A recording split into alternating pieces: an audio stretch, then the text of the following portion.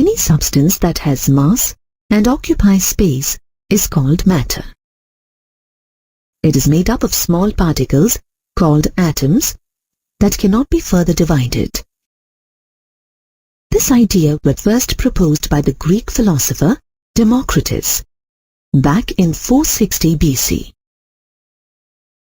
However, due to the lack of scientific evidence, Democritus's ideas were considered mere speculations and ignored for 2000 years until John Dalton proposed the atomic theory of matter in 1808. Dalton proposed that atom is the ultimate particle of matter. This theory is called Dalton's atomic theory. It postulates that all matter is composed of atoms that cannot be made or destroyed. All atoms of the same element are identical. Different elements have different types of atoms. Chemical reactions occur when atoms are rearranged. Compounds are formed from atoms of the constituent elements.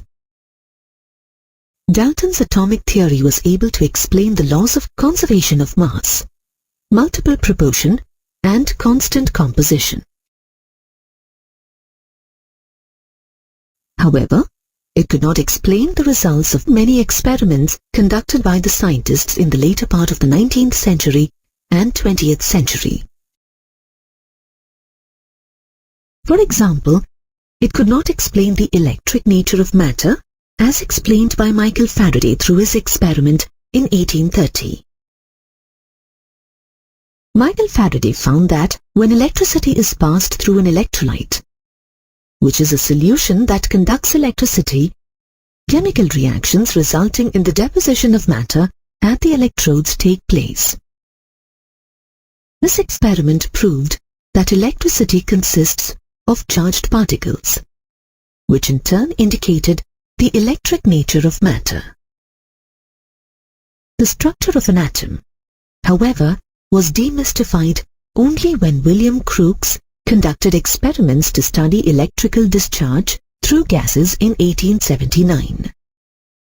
The apparatus used for his experiments consisted of a glass discharge tube, now called cathode ray tubes or Crookes tubes, and a high voltage source of 10,000 volts.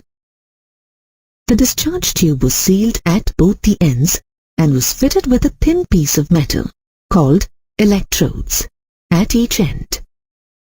It had a side tube fitted with a stopcock that connected with a vacuum pump to control the pressure of the gas or air contained inside the tube. Crookes observed that at a low pressure of 0.01 atmospheres, when high voltage of 10,000 volts is applied across the electrodes of the discharge tube, current starts flowing inside the tube.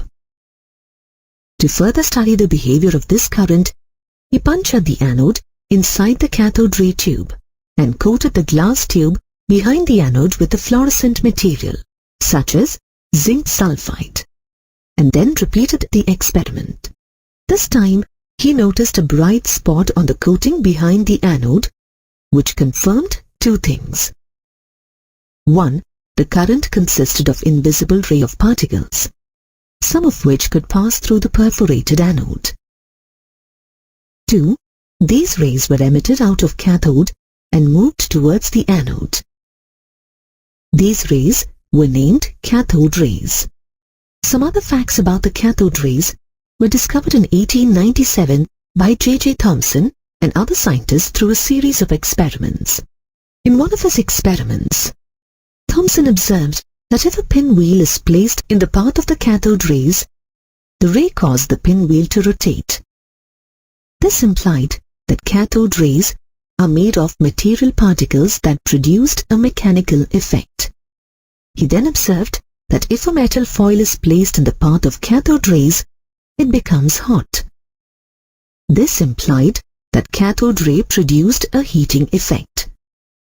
Thomson also observed that if a solid object is placed in the path of cathode rays, it produced a sharp shadow of the object. Therefore, he concluded that cathode rays travel in a straight line.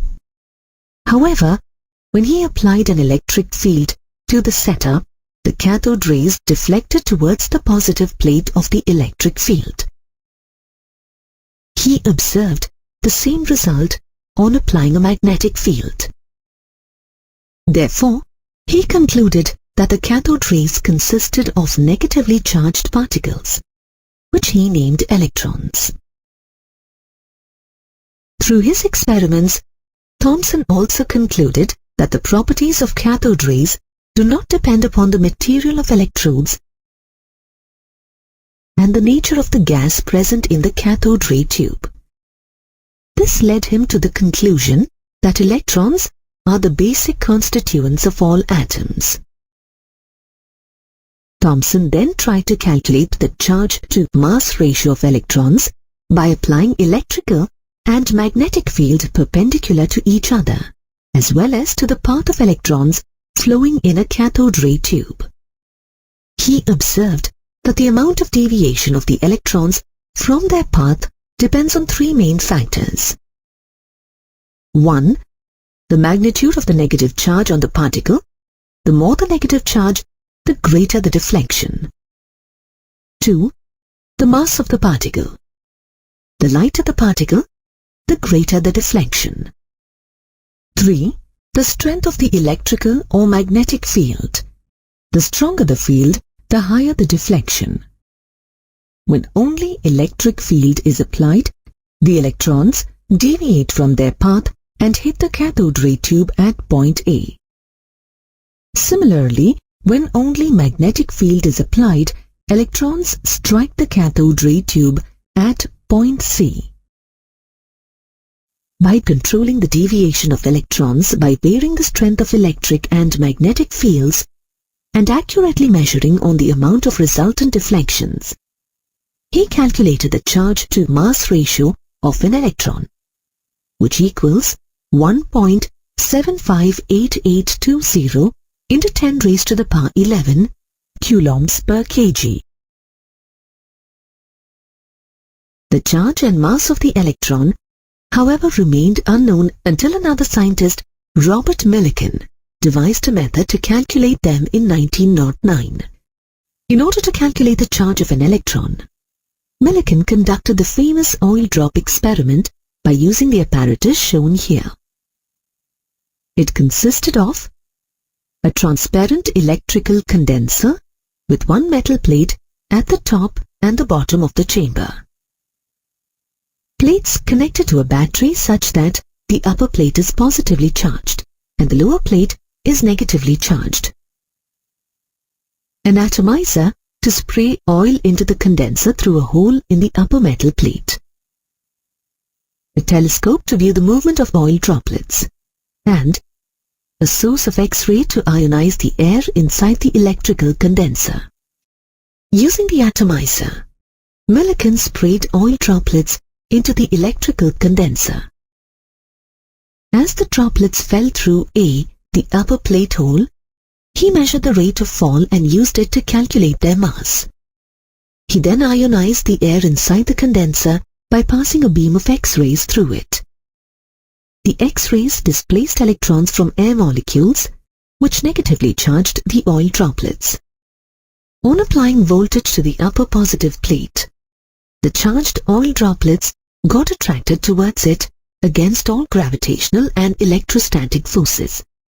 Millikan then varied the voltage to strike a balance between the acting forces and to make the oil drop stationary. He then calculated the change on the droplet from the mass of an oil droplet and the charge on the plate. He found that the magnitude of electrical charge, Q, on the droplets is always an integral multiple of the electrical charge E. That is, Q is equal to NE. Knowing the values of Q and N, Millikan calculated the charge on an electron to be 1.6 into 10 raised to the power minus 19 coulombs. The mass of the electron, or ME, was then determined by combining the results of Millikan oil drop experiment and Thomson's value of E by M ratio, and was found to be 9.1094 into 10 raised to the power minus 31 kgs. Just like the discovery of cathode rays led to the discovery of the negative particles called electrons, the discovery of anode rays led to the discovery of the positive particles called protons. Anode rays, also called canal rays, were discovered by E. Goldstein in 1886, when he repeated the cathode ray experiment conducted by Crookes with a perforated cathode instead of a perforated anode. He observed that discharge tubes containing a perforated cathode also emit a glow at the cathode end. Goldstein concluded that in addition to the already known cathode rays, there is another ray that travels in the opposite direction. Since these rays passed through the holes or channels in the cathode, he called them canal rays. They consisted of positive ions, whose charge and mass values depended on the gas inside the discharge tube. Hydrogen gas produced the smallest and the lightest positive ions, with the magnitude of charge same as that of an electron, but with a positive charge, that is, plus 1.6 into 10 raised to the power minus 19 coulombs, and a mass that was found to be similar to that of a hydrogen atom, that is 1.67 into 10 raised to the power minus 24 grams.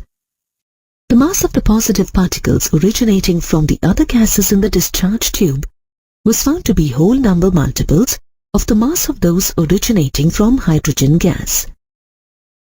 Therefore, the positive particles from hydrogen gas carrying one positive charge and mass equivalent to a hydrogen atom were taken as the fundamental particles of any atom and were named as protons.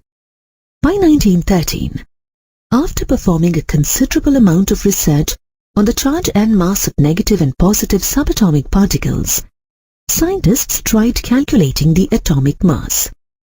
It was determined that the atomic number of an element is equal to the number of protons present in its nucleus. It was thought that since each proton has one unit mass on the atomic scale, the mass of an atom must be the number of protons present in the nucleus, as electrons have negligible mass. However, it was discovered that the mass of all protons in an atom put together is much less than the actual mass of an atom. It was thus concluded that the excess mass was due to some other particles present in an atom that had considerable mass but no charge. Later in 1932, James Chadwick proved the presence of these heavy, neutral particles through a series of scattering experiments. In one of his experiments, on bombarding a beryllium plate with alpha particles, Chadwick observed the emission of a neutral particle whose mass was equivalent to that of a proton. He named this particle as neutron. After all the subatomic particles were discovered, it was concluded that an atom is made up of protons or positively charged particles, electrons or negatively charged particles, and neutrons that are neutral particles. The table here summarizes the properties of these fundamental particles.